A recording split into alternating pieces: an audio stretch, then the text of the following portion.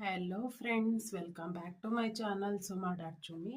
So ನಾನಿವತ್ತು ಮಾತಾಡ್ತಾ ಇದ್ದೀನಿ ಒಂದೊಳ್ಳೆ ಸುಭಾಷಿತಗಳ ಬಗ್ಗೆ. ಬನ್ನಿ ಮಾತಾಡೋಣ. ಕಣ್ಣು ಇಡೀ ಜಗತ್ತನ್ನೇ ನೋಡುತ್ತದೆ, ಆದರೆ ತನ್ನೊಳಗೆ ಬಿದ್ದ ಆ ಸಣ್ಣ ಧೂಳನ್ನು ತಾನು ತೆಗೆದುಕೊಳ್ಳಲು ಆಗುವುದಿಲ್ಲ.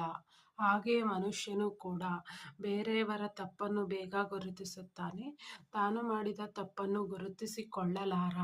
ಕೋಪದಲ್ಲಿ ದೂರ ಹೋದವರು ಮರಳಿ ಬಂದರೂ ಬರಬಹುದು, ನೋವು ಮನದಲ್ಲಿ ಬಚ್ಚಿಟ್ಟು ನಗುತ್ತಾ ದೂರ ಹೋದವರು ಎಂದಿಗೂ ಬರುವುದಿಲ್ಲ. ಯಾವುದಕ್ಕೂ ಹೇಸದ ವ್ಯಕ್ತಿಯೊಂದಿಗೆ ಸ್ನೇಹ ಮತ್ತು ದ್ವೇಷ ಎರಡೂ ದುಬಾರಿ, ಎರಡೂ ಅಸಹ್ಯಕರ. ಎರಡರಿಂದಲೂ ಆಗುವುದು ಹಾನಿಯೇ ಹೊರತು ಲಾಭವಲ್ಲ.